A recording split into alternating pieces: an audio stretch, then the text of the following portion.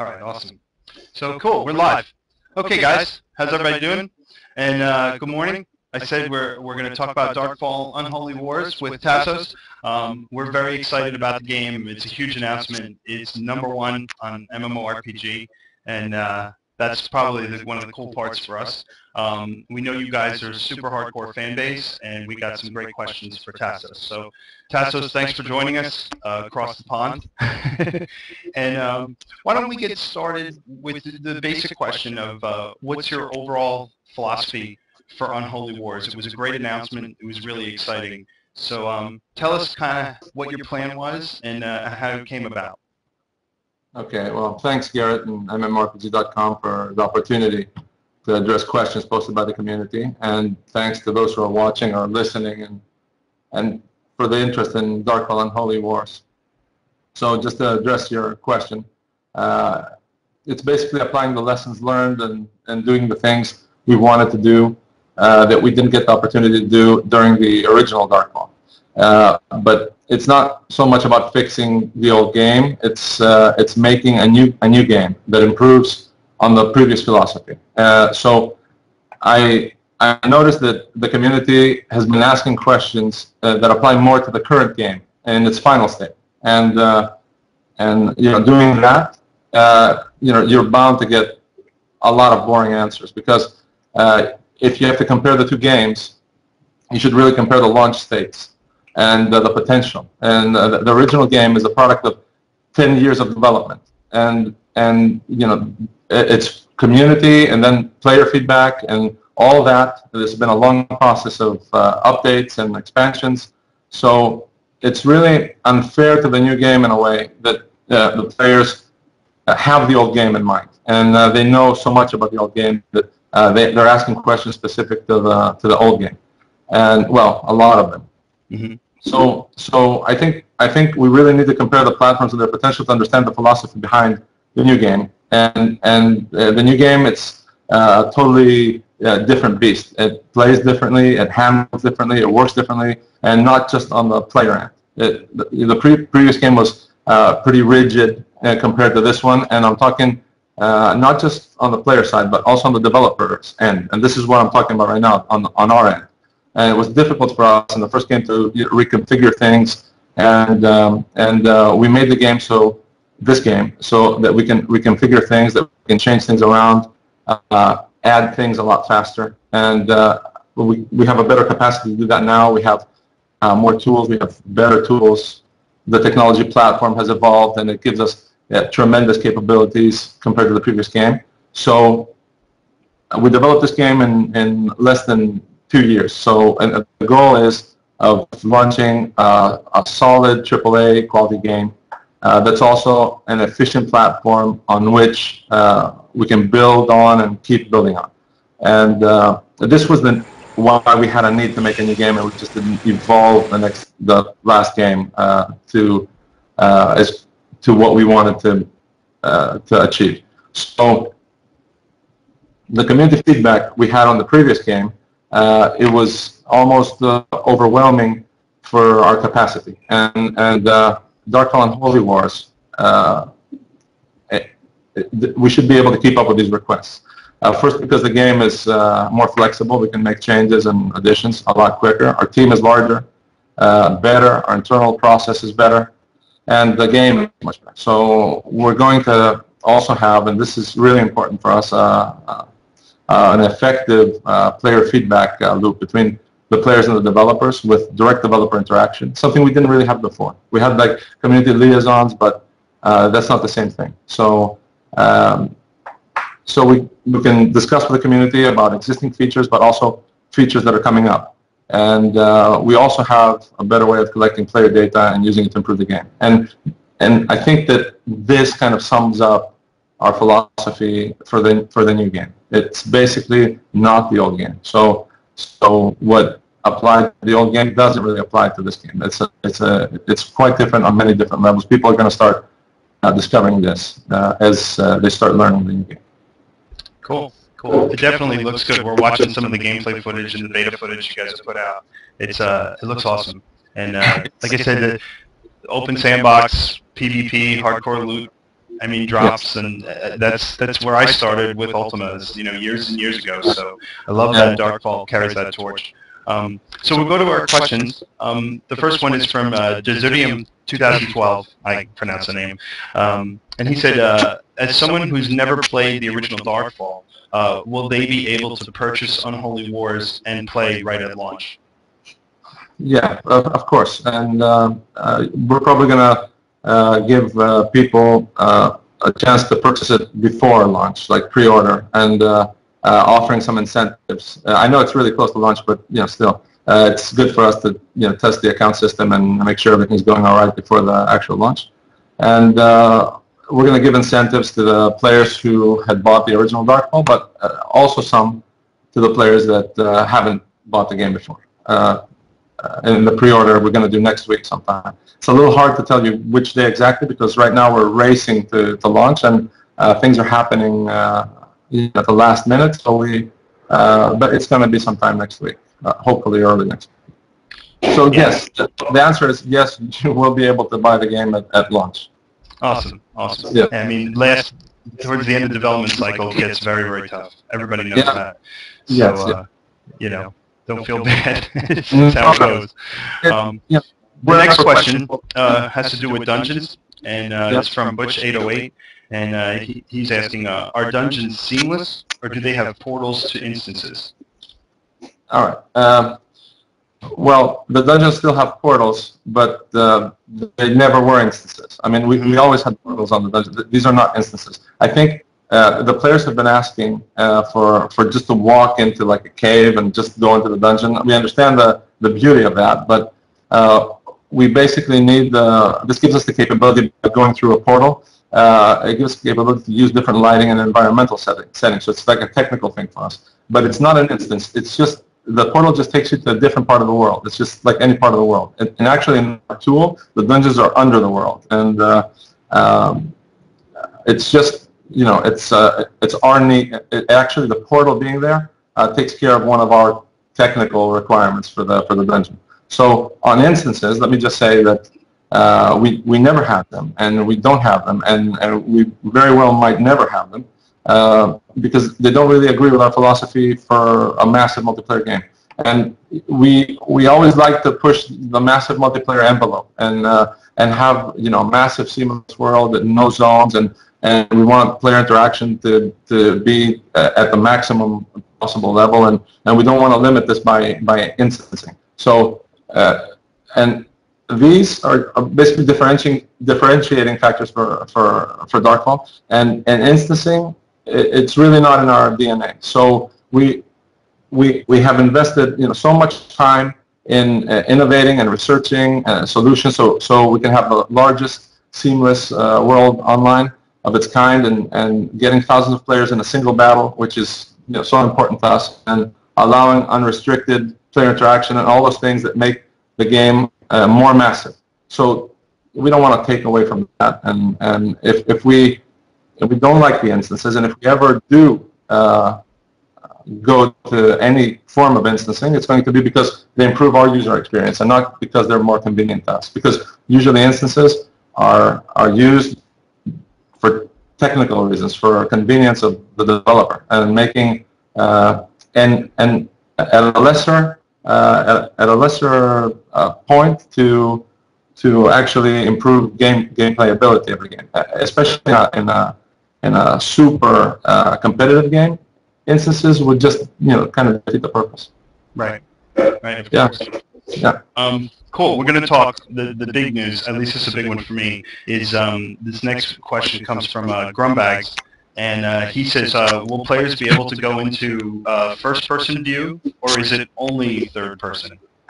All right. Well, the question has kind of been answered, I think, by the last videos where we show first-person mode, but and there were a lot of people asking because in the first videos we put out, we didn't show the first-person perspective, but and they were looking at an over-the-shoulder camera we have in the game, which we think is pretty cool. This is a new perspective. Mm-hmm. First person, though, is one of our differentiating features, and players like it. So of course we're keeping it. So not only that, but the first-person view for Darkfall and Holy Wars is new. It's not the same as before. There's a new way of rendering it. It looks and feels much better, and it also allows for melee first-person view, which we didn't have in the last game. And you know, we tried to make first-person view even better than it was before, since it's one of the factors that make Darkfall unique. So just to sum this up, there's a first-person view, a new first-person view. You have the tight third-person over-the-shoulder camera that's available to all characters. And additionally, there's the looser overhead camera, the one behind the back, that's available to melee weapon wielders only. So, so we've actually added a perspective and fixed the first-person view to be even better. Awesome, awesome. His next question from Gerbags as well is just kind of a big deal, which is mounted combat going to be viable? And I'll let you handle the mounted combat. Yeah. Okay. Well, there's going to be a warrior school that's going to be added in the future, well, in the near future actually, that benefits from mounted combat. So that's something new. At this point, there are no real major changes from the original Darkfall in how mounted combat works. But this is something we are looking into because it has awesome potential. Mounted combat is when I believe that when we introduced it, it was pretty uncommon to have it working like it does. Mm-hmm. And we have a lot of ideas on mounted combat, but we need to be careful because since they could create imbalances. Like if we allowed like someone to do archery from a mount, that might be an imbalancing, actually an unbalancing factor for the game. So we actually need to introduce whatever changes we make to the mounted combat slowly and carefully. So to sum up, it's one of the areas that we really want to put a lot of effort in, but and we're going to require a lot of player feedback. But as I said, it's something we're looking into, and it's not something that is happening immediately, mm-hmm. save for the warrior class that actually uses mounted combat to its advantage. Cool, cool. That was a big one. Everybody seems really happy with that question. So, the next one is from Zappa, and Zappa says, AV has stated that portal chambers have been removed from player cities. Is this the only change related to the instant travel? Or does AV have plans for either introduction of moon gates or the removal of the house recall? So I'll let you answer that one. All right. Okay. The reason teleport chambers were taken out of the player cities, or the holdings, was because we feel that all players should benefit from them, and not just the people who own cities and holdings.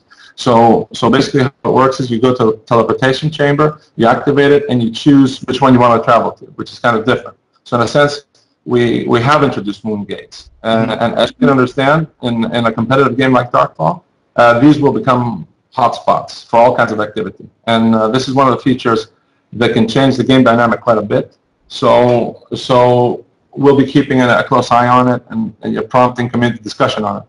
But I think it's going to be exciting. This is a PvP game. It's good to have these things out in the open instead of inside somebody's city and so forth. We want to prompt character interaction, and there's probably going to be a lot around these gates. Cool, cool. He also said the second question is AV has announced that cities are going to be tied to local villages to better kind of give incentives on city conquest. Considering the hundreds of thousands in golden siege weapons and all the sieging that can cost, how do you expect clans to kind of break even on the costs when they lay siege? Okay. It's a little complex, but it's all right. It's important for us to make holdings more meaningful to own. It's one of the things the community is always discussing, and a lot of people were asking, so what's the point in owning a city? Other than the obvious points, strategic reasons, and status reasons and all that, we've been working on solutions to make this more meaningful in an elegant way. So, having said that, it's actually easy to make it really meaningful. The thing is, we don't want to force something, so it has to be done in an elegant way. So villages, for example, they become an incentive to capturing a holding, and they have the potential to provide resources to a clan that controls them. And I say potential because the clans that are around these villages, the clan cities that are around these villages, they can actually compete for ownership of these villages, but not clans that have cities further away. So so the villages, they provide resources, and they also give you a cut from the rent. And housing is actually going to be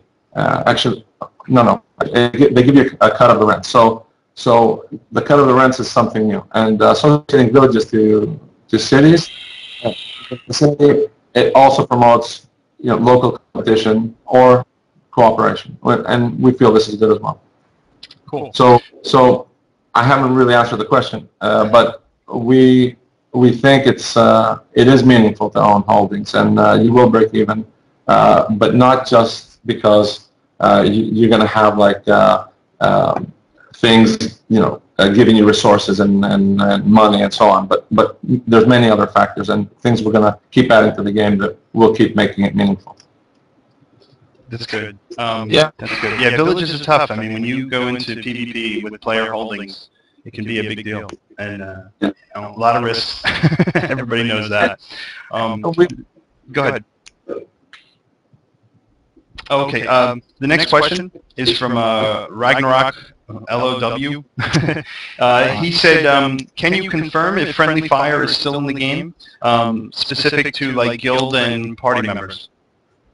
Okay. Well, of course, I mean, this is something we would definitely never take out. And although in Asia they don't like friendly fire. And can you hear me now? Yeah. I a little. Okay. So we don't want to change the way this works. We like it because it's tactical, friendly fire. Mm-hmm. A group that knows how to play together in Darkfall and can take advantage of formations and complement each other and not lose sight of who their teammates are and where the battlefield is and where they are in relation to each other. They always have an advantage. A group that's disoriented and disorganized, they start shooting each other, hitting each other with their own spells, and we think this is very cool. We think that a friendly fire separates the really good team players from everyone else, and this is like a tactical layer to the game, and especially now with the roles, where group composition is going to be really important, and this is going to be like so important, like the composition of your group, along with all the other tactical aspects of Darkfall. It's like adding another tactical layer, and we're really excited about this. And one of our goals for Darkfall Unholy Wars is to keep exploring new tactical layers and make the game a lot more interesting. And combat obviously is like one of our most important features. So the role system is just going to add so much more to it. But friendly fire and everything else we had in the previous game, it's we don't want to remove things. We just want to keep adding and tactical elements to it that might fit together and make the game better. Yeah, no, I agree. I think one of the best parts of big open world PvP is group composition and how your group fights as a team. It's always very cool to see across multiple games. It's one of my favorite elements that came into MMOs, and I love it. So I love that Darkfall is supporting that. It's a very cool system and gives, like you say, gives players that teamwork kind of feeling. And having friendly fire, hey man, you know what? You might as well go with it. So I think it's cool that it, like you said, I like the comment where you said it separates the really good players from people who are disoriented and focuses on teamwork. And I think that's a lot of fun, especially in a sandbox game like Darkfall.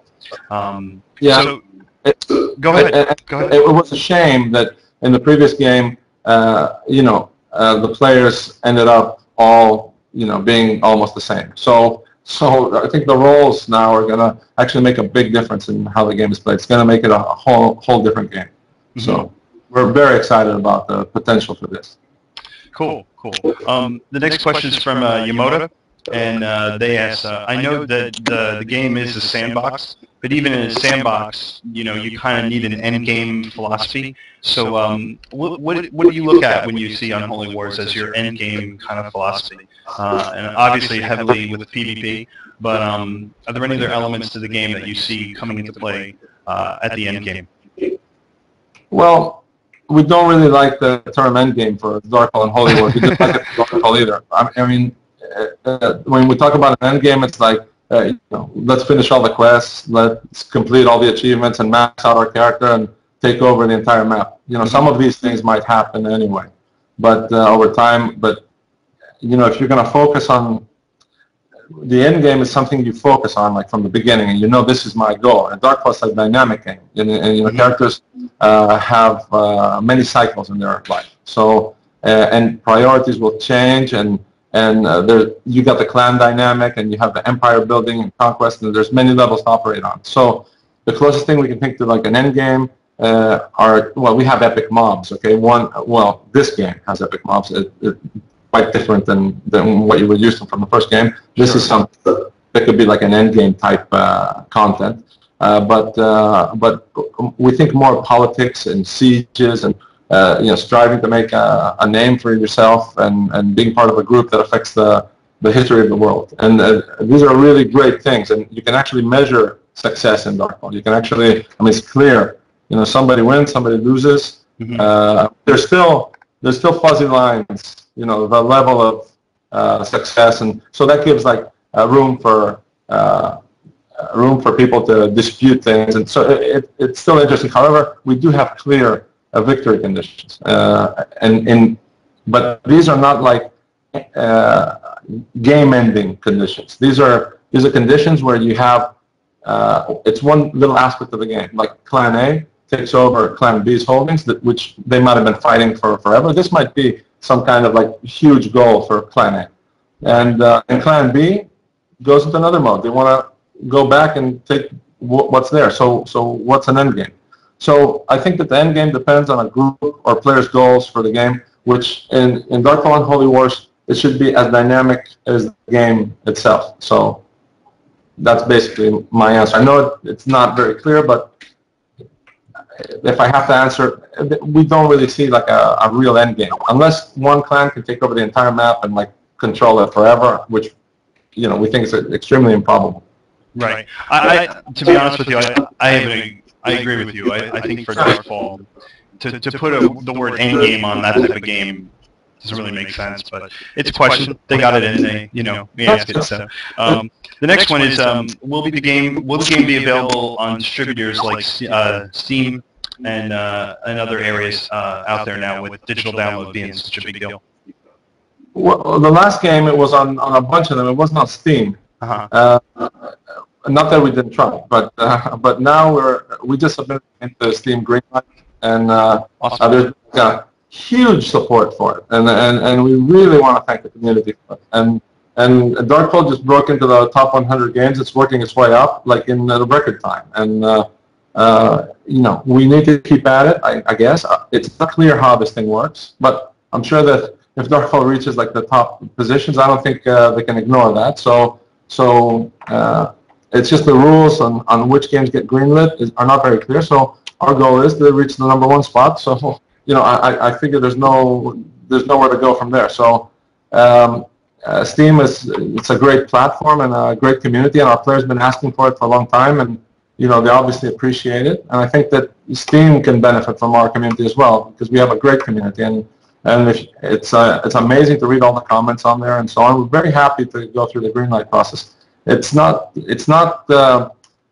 something we weren't snubbing Steam before. We did try to get on it, but because we hadn't made it for our launch, it wasn't possible for us to get in after. It was, at the time, Steam, it wasn't easily accepting MMO games. So we hope Darkfall and Holy Wars gets on it. I'm gonna ask for as much support as possible in order for us to achieve this. It looks really good right now. I mean, the progress is amazing. The game is like in the top 100. It's working up, but we need to sustain this effort, I suppose. So, we really appreciate the help from the community here. Cool. Yeah, it's a big deal. I think with the community support, and I'm even seeing people saying it on the chat, like, go vote for Darkfall on Steam, get it going. Yeah. I think it's a good deal. I can't imagine it not being on there. It's very cool. So it's exciting. The community has been amazing here. I mean, we expected they would support the game because this is something they wanted themselves. But this has been like, really touching. All the support we're getting. Yeah. I think people are going to like the next couple questions because everybody's asking about Limbo. I've just seen it stream, Limbo. But the other one I'm going to get to right before the Limbo question was the gameplay videos in Unholy Wars show that you can queue and transfer heal spells even without holding staff. Can you talk a little bit about how spell selection is going to work in Unholy Wars? Okay.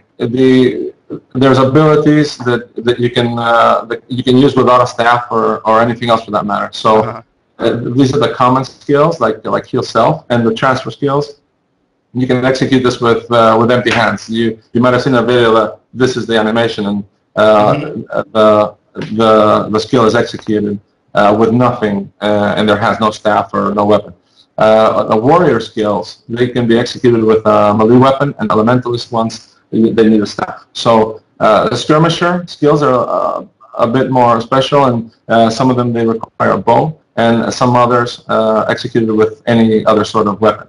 So the way it works has to do with the philosophy of each school or role, and this is a fast-paced and a real-time game, and it's our goal to make the game faster and more intuitive and make combat even more fast-paced, and the switching around from staff to weapon to staff and so on, it was tedious and unnecessary. There's no real benefit for the player or the gameplay, and brings us to this point that you're going to find a lot of small conveniences like this. This is not the only one you're going to see in the game, and we tried to make this game a lot more user-friendly and more intuitive than the previous game. And we're going to keep doing this, and this is another point. We're going to need community feedback and player feedback in order to keep the game fluid and fast-paced, and since nobody knows the game better than the players themselves, it's another area which we're going to need your feedback, and we'll be happy to tweak the gameplay experience based on this. Cool. All right. The next one everyone's going to be excited about because it's endless limbo going down chat. So we'll get to the big limbo question, which is, is limbo going to be included in launch? If not, when? And can you tell us any details about limbo and how it works in Unholy Wars? All right. Limbo, this is one of the completed features that we actually presented to the community. And we only present features we know are ready and ready to go into the game. So it's obviously ready to go into the game. Now, there was so much concern and so many arguments against it that we took this feedback and listened to the points against it, and we made a conscious decision to decide not to have it in the game for launch. And until we can evaluate how the game is going, and then make a final decision on how to implement it best, if at all. So, which brings another point. Limbo is a feature on which we, as a developer, we potentially wasted time on. And when we presented to the community, there was an outrage, about it, because I think they read it wrong. But we do have to take this into consideration. And in the interest of efficiency on our end, we're probably going to be more communicative when it comes to features like this. We're going to probably start discussing them before we start implementing them, and try to get the player feedback beforehand, and get into the discussion on whether this feature is good or not. And now, I don't know if Limbo is going to make it in the game, but if it does, it's going to be balanced and good for the players and for the gameplay, and I think everyone's going to agree before we actually put it into the game. So the answer is no, it's not in at launch. But, it could be. Right. Actually, when you said no, it's not going to be at launch, there was like cheers, streaming past on chat. But I think you brought up a good point, which is you want to before you enter a feature like that, you definitely want to get community feedback, run it on a test server, see what people think about it, and everything like that. And I think that's a smart move. I think keeping that community feedback coming in and listening to your player base works. But I'm gonna say that I really think that in this case the players kind of misread the way it's intended to work. However, I think that their feedback is probably the best feedback we can get on our feature. So So as I said, we'll keep the discussion open. We're gonna, as I said, we're putting together a much improved feedback loop where we're gonna have like players interacting with developers, and we're gonna start discussing this again. Maybe we can actually, maybe everyone can be happy about this feature before it goes in. And I think that what we were trying to achieve with Limbo was make battles even faster than they are now. Like not have people dying on the battlefield and then almost not being able to get back to it. But of course, without trying to unbalance the game in the process. So well, I'm glad everyone's happy. At least that's good. Yeah, I definitely, like I said, I think I think more games are going to go that way. More MMOs that I'm seeing for the next couple of years are all really getting testers in and high-level players and high-level guilds to come in and test systems and talk about them. And I think it's definitely a good way to go. Everybody else is asking about the crafting questions, and those are all coming streaming by. So we'll get to the question by Edward22, which is, will there be any caps, roles, or specialization system in crafting, that will stop a player from being a master in all crafting types? So let's talk a little bit about the crafting system for Unholy Wars, and everybody's jonesing to hear it. So. All right. I don't think they're going to be happy with what we're going to say here, but I'll actually defend our selection. Mm-hmm. So there is no limit to how many crafting skills you can learn and have active at the same time. So no, but this is the defense of this. Not everyone is a crafter, okay, in Darkfall and Holy Wars. So and there's so much more in Darkfall and Holy Wars than there was in the previous game to do for non-crafters. So there's not going to be there's probably not going to be enough time to deal with the entire crafting process. It's not just like the actual crafting. You have to do the gathering. There's so much of it. Right. So we also anticipate the need for crafted items to be higher. And so we didn't want to impose artificial barriers because we feel that the crafting path is going to be hard enough. Now, since we have listened to all the arguments about crafting the community has to offer, we want to keep discussions like this alive. But on this, we had to use our best judgment. And this is, what I was talking about earlier. We're comparing this game with the previous game. Mm-hmm. I think it's a mistake. The previous game is very different than this one. In this game, you're not going to have so much downtime where you can, like, if you're not like the crafting type, I'm not the crafting type. I just like to play the game. I'm like an action player, so I want to actually pursue PvP and these kind of things. I don't want to deal with crafting. So I'm not going to have so much downtime, like perfecting my roles and PvPing and like doing my clan stuff. So I think that if we're going to like break it up like that, it's just not going to be very. It's not going to be good for the people who are crafters in the end. Mm-hmm. So I know people are probably not happy about this, but this is the way we've done it, but we are open to looking at it, in practice as well. Mm-hmm. Okay.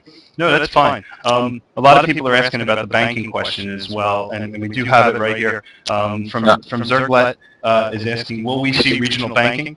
And a lot of players want this, and this mechanic will add a lot of kind of sand to mold the world with. So can you talk a little bit about the banking system and the regional banking if it's going to be explored? Yes. So a lot of players asked for this, and so we obviously looked into it. And there's been epic discussions internally, but it's not in our current plans. There's people here that are defending this election, like defending local banking inside the company. So, but in the end, while we do understand all the arguments, and the main concern is how this is going to affect combat and player willingness to participate in it, and especially when it's further away from their location.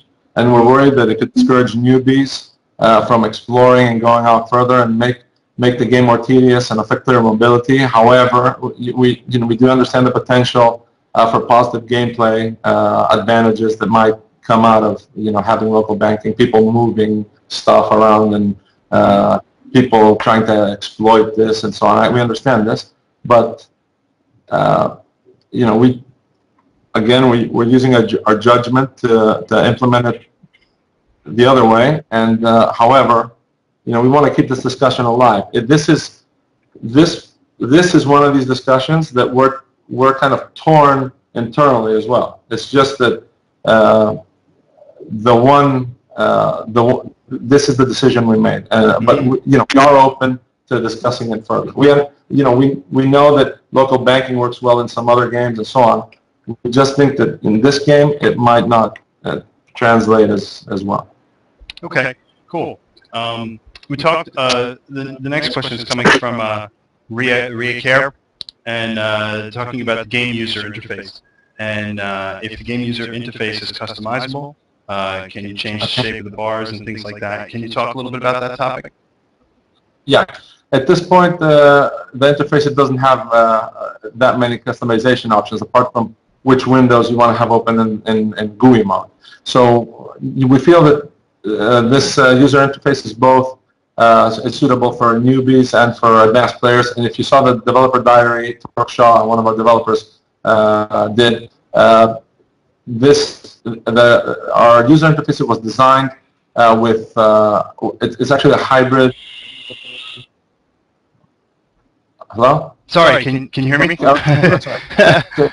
So it's a hybrid of usability and top player configuration. So you have we've actually used like configurations that were used by top players, but we also factored in usability to this. And we're constantly receiving feedback, and we'll continue doing so in order to provide optimal options for the GUI. And on our end, it's not really a problem to make it configurable, and this is something also in our plans. We just didn't have the time to do it properly, so we've left this out. So right now, it's basically what you see. However, it's very good, and I think players are going to find it very useful. And they probably already have they've actually seen the GUI in like the videos. Probably they had some feedback about that. I think it's going to work out pretty well, and in the process we will add customization options to it, more customization options to it. Cool. I know you've talked about some of the classes, and I'm not trying to spring this on you, but everybody is mentioning the Primalist on chat. I don't know if you can talk about it or not, so it's up to you, but I'm seeing a lot of people talk Primalist, so I want to at least throw it out there. Yeah, I can say that we fought until the last minute to get into the game for launch. We didn't make it, but we will have it right after launch. It's like our first priority, actually, to get this into the game. Awesome. So while we didn't make it for the launch, we're going to have it right after. It's like one of the things that it might be our first priority, actually, to get into the game. And it's not going to take long at all. Right after we deal with the launch issues, we're just going to immediately implement this class. Awesome. Well, this is actually the plan. Awesome. It's not awesome. We wish that we could have had it in, and we fought to get it in, but we had to stop developing at some point, and so it didn't quite make it. Hey, listen, I think everybody understands, us especially, development is a trick. It's a lot of different things you can try to put in, what features you can go with and not. I think the good news about that is that you guys have it on your mind as a priority, and that's the best part. For us, I always say MMORPGs are marathons; they're not sprints. And I think that's key to the development is being able to see something like that and say, hey, look, guys, it's on the plate, and that's important. Well, Primalist happens to be our number one priority, not a top priority. The number one priority has to be the Primalist. So it's obviously important for the game. I don't think it's going to affect someone's first couple of weeks, but I think that we're going to get it in as quickly as possible. So awesome. Awesome. We're coming down to the last couple questions, but I wanted to ask one from Herta, which talks about running and swimming in heavy armor and high carry weight influence on your speed with the new momentum. Well, we looked at this during the first game, and we had this discussion, and we rejected this this idea because it has to do with the level playing field, and another one is this is a hassle for the player, and there were some minor technical issues with this as well that might affect performance, and we didn't want that. So no, this is not in the game, and actually it's not even something we're considering, and we have heard it from players, but that doesn't seem to be like one of the top requests. So we haven't looked at it, to be honest, that much. I mean, we haven't spent like so much time researching. But I remember, like in the first game, we kind of said no, and we kind of stayed on that kind of philosophy for the game. It goes along with different players having different running speeds and so on. It's not so easy to implement, and it's not. We don't feel it's going to add so much to the gameplay. I understand it's going to add. It would add like some realism to the game, but I mean, so would player having to eat and so on. It might just be It might just be tedious for some players. I understand that a lot of people might find it interesting, but I think in the end, it doesn't make a huge difference in the gameplay. So. Yeah, no, that's true. Another question that I'm seeing a lot of on the chat, and I wanted to just mention it, is the drag and drop loot. Can you talk a little bit about how the loot system is going to work? And a lot of players seem to be really big on it. So I just wanted to see if that's something you can mention. Well, no, I can't actually talk about that right now, if that's okay. So, I can make a note of this, and we can talk about this properly. But I'd rather somebody else talk about this rather than me. But yeah, if that's okay with you. Of course, no problem. People understand, and like I said, it's something the community is bringing forward in the chat. So it's definitely something you guys can look at. All right, another question we had was from Fitzpatrick, which is when will the auction house be implemented? So I'll let you go on to the auction house question. Well, it's not an auction house exactly. It's like a market.